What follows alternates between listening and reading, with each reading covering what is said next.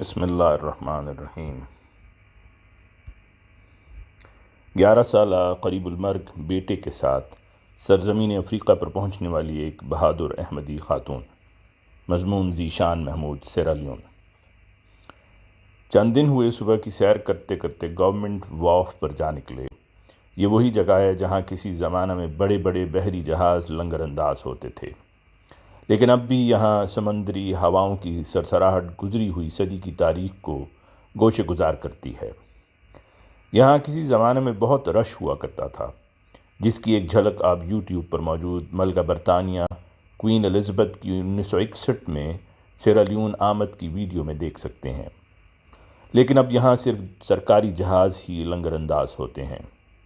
یہ بندرگاہ اس خدائی نشان کی گواہ بھی ہے کہ یہاں حضرت مولانا عبد الرحیم نیر صاحب رضی اللہ عنہ، صحابی حضرت مسیح موعود علیہ السلام نے 1921 میں بطور پہلے مبلغ مغربی افریقہ و نمائندہ خلیفۃ المسیح قدم رکھا، اور اسلام کی نشت ثانیہ کے دور میں اس تاریخ بر اعظم میں اسلام احمدیت کا سورج افریقہ کے مغرب سے بھی طلوع ہوا، اور اسلام احمدیت کا باقاعدہ پیغام اور تبلیغ عمل میں آئی۔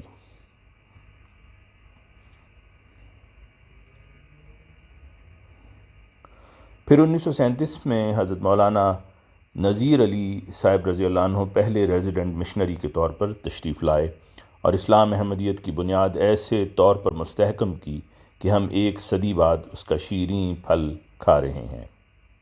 سیرالیون میں جماعت احمدیہ کی تاریخ کے کئی ابواب ایسے ہیں جو ان سمندری ہواؤں کی طرح خاموش ہیں، لیکن بعد صبا کی ان خاموش صداؤں نے وہ واقعہ گوشے گزار کیا جو مکرم مولانا مبارک احمد نذیر صاحب مرحوم کی زبانی کئی بار سوشل میڈیا پر سن چکے ہیں، لیکن اصل مقصود وہ واقعہ نہیں بلکہ اس کا دوسرا رخ ہے۔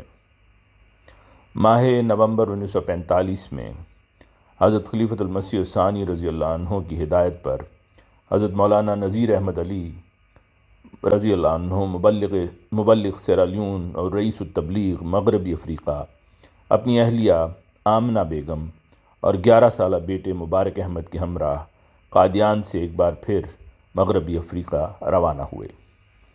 قادیان سے سیرالیون تک کا طویل اور کٹھن بحری و بری سفر تھا، جس میں 3 ماہ سے زیادہ کا عرصہ لگا۔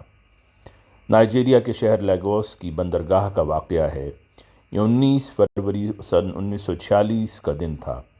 مولانا صاحب اپنی اہلیہ، ایک شدید بیمار بیٹے اور 2 مبلغین کے ہمراہ سیرالیون جانے کے لیے اس جہاز پر سوار ہونے کے لیے موجود تھے۔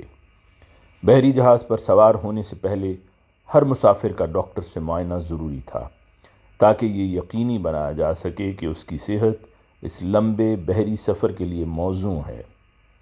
ڈاکٹر نے جب ان کے بیٹے کو چیک کیا، اس کا ٹیمپریچر لیا اور اس کی حالت دیکھی تو اس نے مولانا صاحب سے کہا کہ میں اس بچے کو سفر کی اجازت نہیں دے سکتا۔ ہو سکتا ہے کہ وہ اس سفر میں مر جائے، اور جہاز میں ہمارے پاس کولڈ سٹوریج یعنی سرد خانہ نہیں ہے۔ کچھ بحث و تمہیز کے بعد ڈاکٹر نے کہا کہ میں اسے صرف اس صورت میں لے جانے کی اجازت دے سکتا ہوں جب آپ اس دستاویز پر دستخط کریں کہ جس میں ہمیں اجازت دی جائے کہ اگر وہ جہاز میں ہی مر جائے تو اس کی لاش کو سمندر برد کر دیا جائے۔ یہ سن کر بچے کی ماں کا کلیجہ منہ کو آ گیا۔ وہ اپنے اکلوتے بچے کے لیے تڑپ کر اپنے شوہر سے کہنے لگی، اگلا جہاز لے لیں۔ جنگ عظیم دوم ختم ہوئی تھی، بحری جہازوں کی آمد و رفت میں کمی تھی، لیکن اس مجسم توکل علی اللہ اور اطاعت خلافت سے سرشار وجود نے اپنی بیوی اور اس بے چین ماں کو تسلی دی اور کہا، آمنہ فکر نہ کرو، مبارک کو کچھ نہیں ہوگا۔ مجھے نہیں معلوم کہ مجھے دوسرا جہاز کب ملے گا۔ میں ایک مبلغ ہوں، مجھے حضرت امیر المومنین نے ایک فرض سونپا ہے۔ پھر حضرت مولانا نے اپنے بچے کا بازو پکڑا اور گرج دار آواز میں ڈاکٹر سے پوچھا، مجھے کہاں پر دستخط کرنے ہیں؟ پھر حضرت مولانا نے فرمایا، اگر وہ مر جائے تو اسے سمندر میں پھینک دو، لیکن اسے کچھ نہیں ہوگا۔ دستخط کرنے کے بعد مولانا صاحب نے بچہ کا ہاتھ پکڑا اور کشتی میں سوار ہو گئے۔ وہ 11 سالہ بچہ مولانا مبارک احمد نذیر صاحب تھے۔ وہ کہتے تھے کہ ان کے کانوں میں ان کے والد کی آواز آج بھی گونجتی ہے۔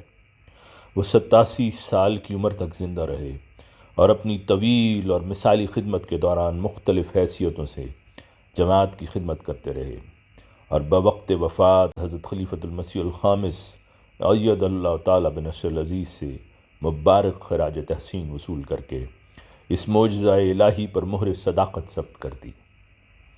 مبارک صاحب قادیان سے روانگی سے قبل بھی بیمار ہوئے تھے، اور حضرت ڈاکٹر میر محمد اسماعیل صاحب رضی اللہ عنہ ازرائے شفقت ان کے علاج کے لیے ان کے گھر بھی تشریف لائے تھے، اور انہی ایام میں حضرت اماں جان رضی اللہ عنہ بھی باوجود پیرانہ سالی کے دارالمسیح سے دارالبرکات تک پیدل تشریف لائیں، اور حضرت مولانا نذیر احمد علی صاحب کو بطور واقف زندگی مبلغ اپنی اولاد میں شمار کیا۔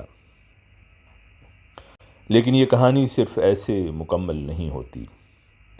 اس کہانی کا دوسرا رخ بھی ہے، جہاں اس ماں کی قربانی بھی قابل تحسین ہے۔ ہندوستان جہاں ماں بننے کی خوشخبری سنتے ہی خاندان والے اس عورت کو ہاتھ کا چھالا بنا لیتے ہیں، عمومی طور پر ایک ایک قدم آرام سے اٹھانے، تکلیف دہ کام سے بچنے اور وزن اٹھانے سے پرہیز کرواتے ہیں۔ ایک احمدی ہندوستانی عورت ان نازک ابتدائی ایام میں صرف خدا کی خاطر ایک لمبے پرتکان اور حبس زدہ بحری سفر کا آغاز کرتی ہے۔ کہانی کے اس پہلو کا آغاز 26 نومبر سن 1945 کو قادیان ہندوستان سے شروع ہوتا ہے۔ جنگ عظیم دوم ختم ہوئی تھی، دنیا کے حالات آہستہ آہستہ معمول پر آ رہے تھے، ہندوستان میں بھی تحریک آزادی کا زور تھا۔ ایسے حالات میں حضرت مسلم موعود رضی اللہ عنہ اور اہل قادیان نے اس قافلہ کو نئے مبلغین کرام سمیت دعاؤں کے سائے تلے قادیان سے رخصت کیا۔ حضرت مولانا عبد الرحیم نیر صاحب رضی اللہ عنہ کی نگرانی میں یہ قافلہ قادیان سے بمبئی پہنچا۔ پھر یہ خاندان ہوائی جہاز کے ذریعہ جانے کے لیے کراچی گیا، لیکن ہوائی جہاز میں جگہ نہ ملی تو واپس بمبئی آ کر بحری جہاز کے ذریعہ روانہ ہوئے۔ باقی احباب اس سے قبل 5 نومبر سن 1945 کو جہاز میں روانہ ہو چکے تھے۔ ہندوستان سے چلنے والا بحری جہاز بحیرہ عرب عریبین سی سے انہیں پہلے پورٹ عدن لے گیا، پھر بحیرہ احمر ریڈ سی سے ہوتا ہوا مشرقی افریقہ میں پورٹ سوڈان پر لنگر انداز ہوا، جہاں سے طویل زمینی سفر کا آغاز ہوا۔ یہ خاندان باقی افراد قافلہ سے سوڈان کے آخری سرحدی شہر الجنینہ میں ملا۔ 6 کس کا یہ قافلہ فرانسیسی ٹرک پر سوار ہوا۔ یہ ٹرک پیچھے سے کھلے ہوتے تھے، جن میں مال، مویشی اور بہت سا ساز و سامان لدا ہوتا تھا۔ لمبے سفر میں مختلف ٹرک بدلتا یہ غریب الوطن قافلہ نہایت دشوار گزار راستوں، برائے نام اور ناہموار سڑکوں سے ہوتا ہوا دنیا کے سب سے بڑے لق و دق و بے آب و گیاہ صحرائے عظیم، صحرائے اعظم صحارا سے گزرتا ہوا مغربی افریقہ کے ملک نائجیریا کے شہر سیڈوگری میں داخل ہوا۔ صحرا کے گرم دن اور تاریک و سرد راتیں کس الم سے گزری ہوں گی، اس کا اندازہ لگانا ہمارے لیے ناممکن ہے۔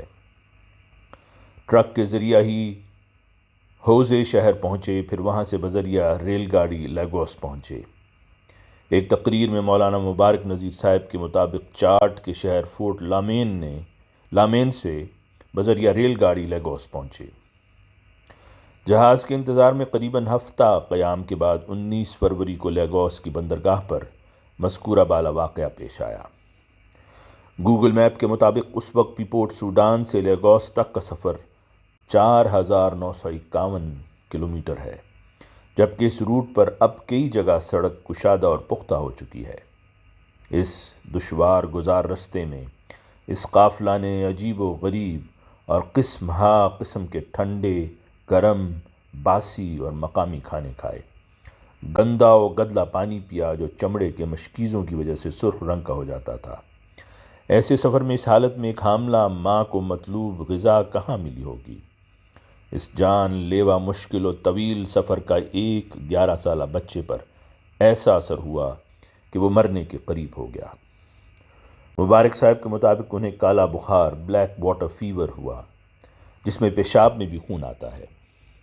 قارئین ذرا اس ماں کا سوچیں جس کی کوکھ میں ایک اور جان پل رہی تھی، اپنی تکلیف اور بچے کی بیماری سے سنبھلی نہ ہوگی کہ نائجیریا سے سیرا لیون کا سفر اس ماں پر اور قیامت لیے ہوئے آیا ہوگا، جب ڈاکٹر نے اس کے 11 سالہ بیٹے کو قریب المرگ قرار دے کر ممکنہ طور پر سمندر برد کرنے کی دھمکی دی ہوگی۔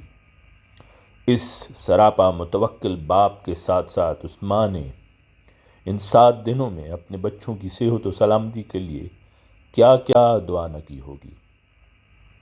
یہ خوف کہ منزل کے قریب پہنچ کر اگلے 7 روزہ لمبے سفر کے انجام تک اس کا بچہ بچ بھی پاتا ہے یا نہیں۔ ایک ماں خواہ کتنی بھی مضبوط ہو، اولاد کی معمولی تکلیف بھی برداشت نہیں کر سکتی۔ اپنے بچوں کے کھونے کے ڈر کے باوجود سفر جاری رکھا۔ ایک صابر ماں اس تکلیف دہ بحری سفر کے دوران ایک طرف بیمار بچے سے پریشان تو دوسری طرف اس ننھی سی جان سے خود ہلکان تھی جس نے اس دنیا میں آنا تھا۔ یہ محض اللہ تعالیٰ کا فضل اور حضرت خلیفۃ المسیح کی دعاؤں کا اثر تھا کہ یہ معجزہ پیش آیا کہ 3 ماہ کے صبر آزما طویل سفر کے بعد 26 فروری 1946 کو یہ قافلہ فری ٹاؤن پہنچا۔ سیرا لیون بخیریت پہنچنے پر ان سمندری ہواؤں نے ان کا بھرپور استقبال کیا۔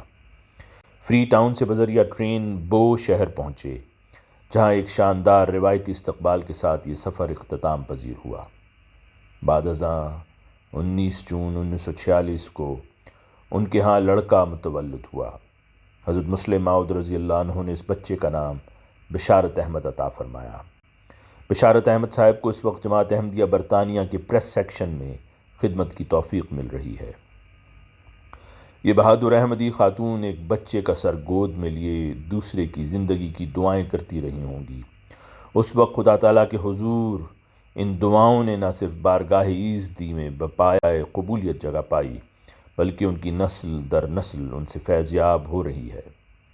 اس تبلیغی جہاد کے مسافر ماں باپ کے دلوں سے نکلی دعاؤں نے عرش الہی کو ضرور جنبش دی ہوگی کہ 7 دن کے سفر کی ضمانت نہ دینے والے دنیاوی ڈاکٹر کے مقابل اس بچہ نے اپنی زندگی کا 70 بہاروں سے زائد عرصہ دین کی خدمت میں گزارا، اور پھر دنیا کو اپنی تقاریر اور لیکچرز میں خدائے واحد و یگانہ کی ہستی کے موجود ہونے کا زندہ ثبوت بتاتا رہا۔ بحر اوقیانوس کے اس وسیع منظر میں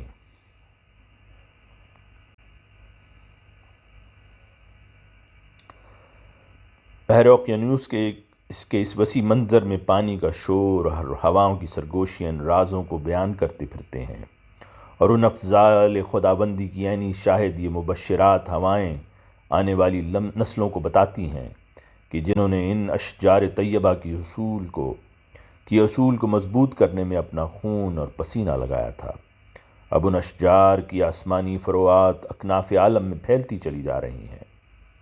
مولانا مبارک احمد نذیر صاحب مرحوم کہتے ہیں کہ میری والدہ ہمارے والد کے لیے ایک سہارے کا ستون تھیں۔ میری والدہ مجھے اور میرے بڑے بھائی کو چار پائیوں پر ڈال دیتی اور دعائیں کرتی۔ وہ خیال کرتی کہ ہم سوئے ہوئے ہیں، لیکن کبھی میں جاگ رہا ہوتا تھا۔ ان کی آنکھوں سے آنسو رواں ہوتے۔ وہ دعائیں کرتی کہ اے اللہ، ان کے والد نہیں اور میں تنہا ہوں، اے اللہ انہیں سیدھے راستے پر ڈال۔ میں انہیں دعا کرتے دیکھتا، انہوں نے ہمارا خیال رکھا۔ والد صاحب کے بعد آمدن محدود تھی۔ ہم 6 بھائی تھے، لیکن انہوں نے اس بات پر سمجھوتا نہیں کیا کہ ہم میں سے کوئی کالج نہ جائے۔ انہیں نماز میں سستی، کالج یا پڑھائی میں سستی بالکل برداشت نہ تھی۔ یہ میری ماں تھیں۔ یہی وجہ ہے کہ میرے سارے بھائی نہایت تعلیم یافتہ ہیں، ڈاکٹرز ہیں، اسپیشلسٹ ہیں۔ ہمارے پاس جوتے نہیں ہوتے تھے، الگ الگ رنگ کے جوتے پہن کر ربوہ میں کالج جاتے، کیونکہ ہمارے والد نہیں تھے۔ جو کوارٹر ہمیں الاٹ تھا، حضرت مسلم موعود رضی اللہ عنہ نے فرمایا کہ یہ کوارٹر مولانا صاحب کی اہلیہ کے پاس تا وفات رہے گا۔ یہ ان کی شفقت تھی۔ جیسے اس انٹرویو کے کیمرہ مین کبھی سامنے نہیں آتے، اسی طرح ہماری والدہ ہیں جنہوں نے پیچھے رہ کر خدمت کی۔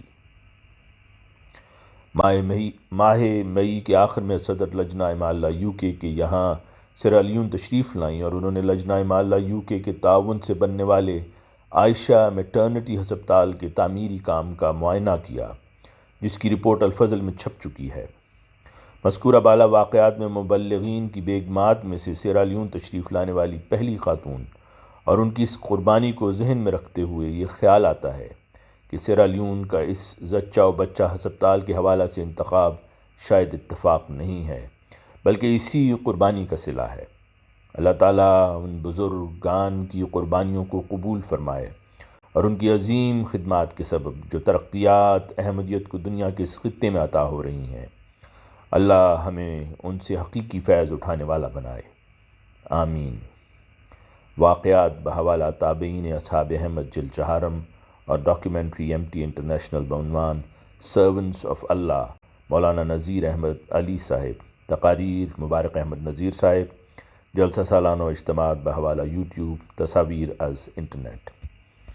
آواز مرزا عمران احسن۔